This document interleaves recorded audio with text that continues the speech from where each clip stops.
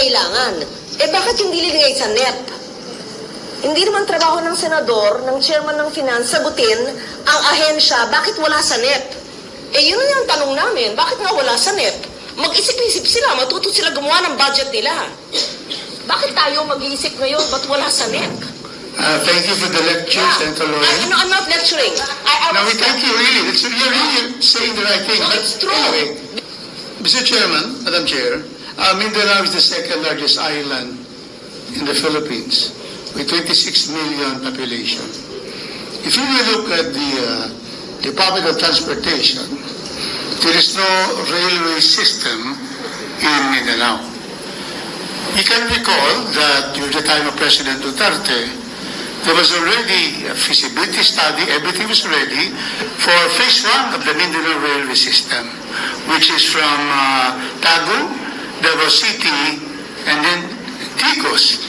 We know the status of that because it was a very long project study. We spent so much for that, and we don't know why there has been no implementation of this, the first railway project in Mindanao. Because in Luzon, you can see here, there is a North Rail, there is a South Rail, there is an East Rail, there is a West Rail, no single inch of rail in Mindanao.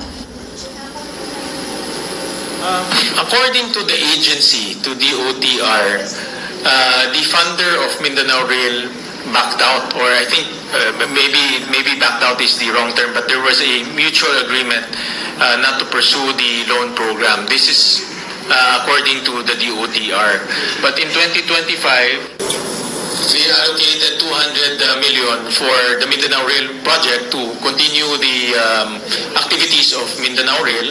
But of course, 200 million, hindi yung magkakasya to, no? So they're relying on another funder to come in to completely fund the Mindanao Rail. No? But that's still in the pipeline of the DOTR. Unfortunately, nawala po yung original funder. No? I believe it was China. No? It was China who was supposed to fund Mindanao Rail. So they're looking for other funders for that. No? Okay, juxtaposed to that is the railway, Mindanao Railway System Part 2, Phase 2, which is really from Misamis Oriental to Cagayan de Oro to Laguindingan and then to Iligan. And we know because the project study, 100 million, was already completed, and we know the status of that. Because then we have possible two railways, so that, railway is always the cheapest form of transportation of goods and people.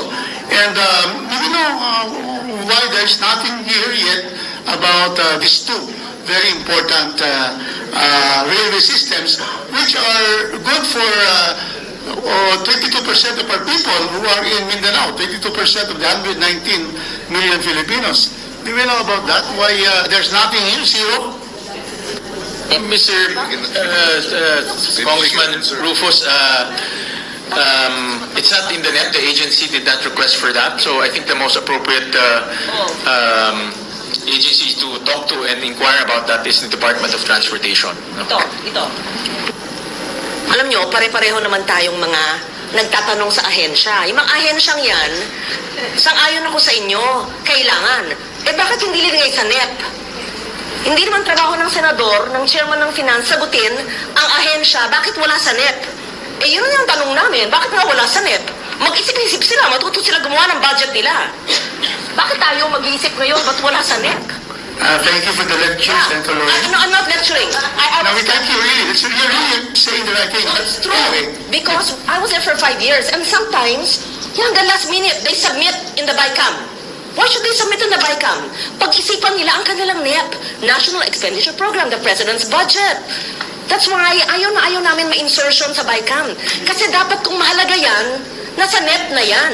And then they come to a senator during the plenary, isingit nyo to. Ayaw namin. Okay, we amend, but there's only limited fiscal space. And then now, a veteran congressman asks the first-term chair of the finance committee, why is it not there? I'm sorry, I have to answer for him. Of course, he can very much answer that, but if it's not in the NEP, what do we do, right? I also agree with Senator Ligarda and the chair. So therefore, I think Secretary Banoy Lopez is listening to us now. the suggestion of our senator is probably in the next cycle for 2027, we should be able to have that. That's why. Na- If I may add, after this, let's organize the oversight committee so that we even, walang masama, we are consulted when they do their NEP. Masama ba yun? Hindi. Kasi lahat ng output natin, sabi natin, bakit ang DND puro infra, ba't kulang sa ganito? So, example yung DND, bakit ito, wala yung Mindanao Rail? Agree kami dyan. Ano mang priorities nila, di ba? Kaya hearing tayo ng hearing. Gawa tayo ng monthly oversight committee ng bicameral. Tanungin nyo yan kaagad. Sang-ayon ako dyan. I agree again with Senator Legarda. So, in fact, in the budget hearing of the DOTR in the House, there was a commitment of Secretary Lopez that there will be a roadshow precisely to get funders for the two railway phase 1 and 2. So that we can already, once there is a roadshow and there is a funder, then that's the time we can include. So I'd just like to seek the support of all the senators and all the congressmen that the oversight will be created, and we would wish that DOTR would really go into the roadshow for these two projects, so that for the first time, Mindanao will have the two railway systems. So again, my thanks to Senator Gatchalian and Chairman Gatchalian and Chairman Mika Swansing for taking this up, the possibility already of the DOTR, probably in the budget of 2027, already include amounts, once we have funders already, for these two vital, important projects for Mindanao, the railway system. Thank you so much, Chairman. Well, I will try to answer as much as I can, but there are a lot of information that the agency the agency can answer more appropriately. No? But I think as far as I know, it's a question of funder. No, yun ang problema po. Yes, Mr. Mr. Chairman. Yes, Mr. Chairman. We'll recognize Senator Aimee first. Yes, And then- thank you very much. I think this has to do with the railways as well. I noticed two FAPs that have been reduced quite severely. Both the Metro Manila Subway project at 45 billion under the NEP has been reduced under the Senate for 25 billion. In the same manner, the North-South Commuter Railway at 76 billion in the NEP has been reduced to 37. My question is, are the amounts indicated in the NEP the minimum payments for our counterpart? Yes, Senator Aimee. In fact, we received a letter dated December 1, 2025. Let me just read it. Considering the remaining unobligated funds under the current FAPs, and in line with our urgent priorities of the national government to further boost economic growth and social equity, we would like to respectfully inform the Senate of the possibility of reclassifying 34 billion out of the total loan proceeds allocation in our fiscal year 2026 proposed budget to the unprogrammed appropriations to support various priorities of national government. This adjustment will ensure more efficient use of available resources and present a timely opportunity to put existing resources to work where they are needed most. And we were also looking at the utilization rate of these two projects. The average, for example, in 2024, the utilization rate of the North-South Commuter Railway is only 23%, and the Metro Manila Subway is only 17%.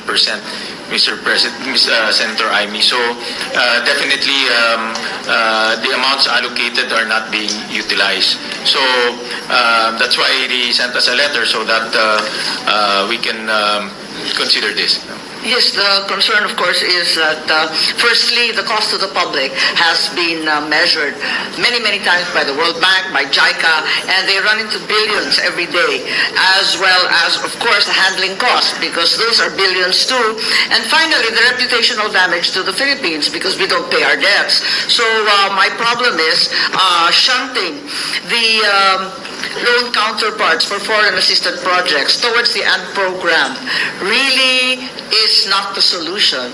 I think perhaps the solution is more efficient absorption and implementation of the projects. If we are at 23 and 17%, surely the solution is to renegotiate the loan and start from scratch rather than constantly paying handling costs and being indebted for who knows how much, immeasurable in terms of reputation. Actually, in the past 5 years, the North-South Commuter Railway, the average utilization is only 33%. And the Metro Manila Subway is only 36%. So the utilization remains very low for these two projects. However, the recommendation of the agency was to transfer it to unprogrammed funds because the unprogrammed funds normally comes in second quarter of the year, and that can be used to fund the two projects that were mentioned.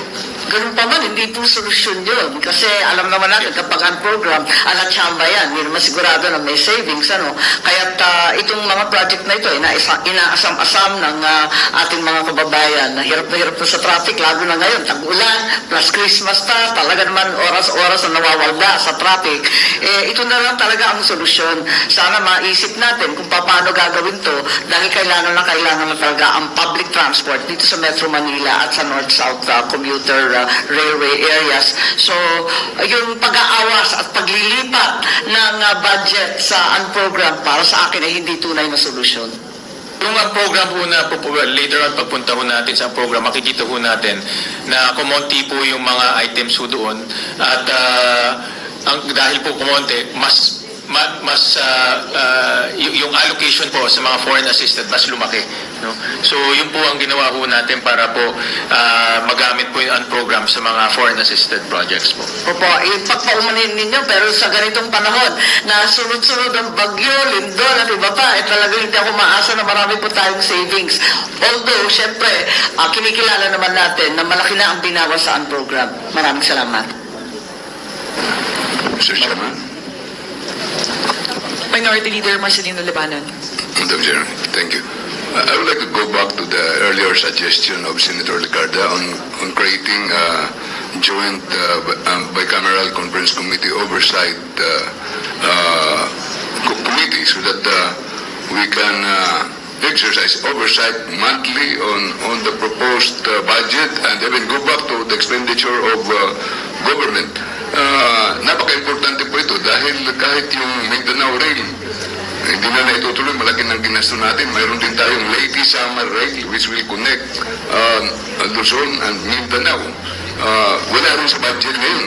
Hindi natin alam. Kaya kung ayaw kong bitawan yung kanyang utos. Kaya if it is proper, I would like to present a motion for the creation of the bicameral conference committee oversight committee, that joint oversight committee that we can even, if possible, include in the special provisions of this GAA.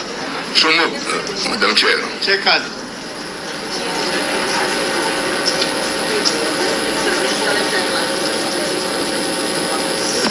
Senmin, if I may respond, perhaps this is I would have to check if this is the proper forum for us to act on that motion. So it can be added. We would still need to explore that if you would give me and Senator Win the time to explore the rules as of now as to which forum is the correct forum for that motion. In fact, I would suggest to Chair Mika to immediately create the Joint Congressional Oversight Committee on Public Expenditures. This is a built-in oversight committee for the Committee on Finance and the Committee on Appropriations to conduct oversight on all the expenditures and, of course, those items that are not being spent as well. No? So we can constitute that early next year. Yes, I would be very much supportive to convening that. We'll act on that motion, if you could give Senwin and I the opportunity to figure out the mechanics, the procedures that we would have to follow to convene the said joint oversight committee, joint between the House and the Senate. Gladly, Madam Chair. Yes, that is really a great idea. We want to exercise stronger oversight over the implementation of the 2026 budget, and us convening that joint committee would actually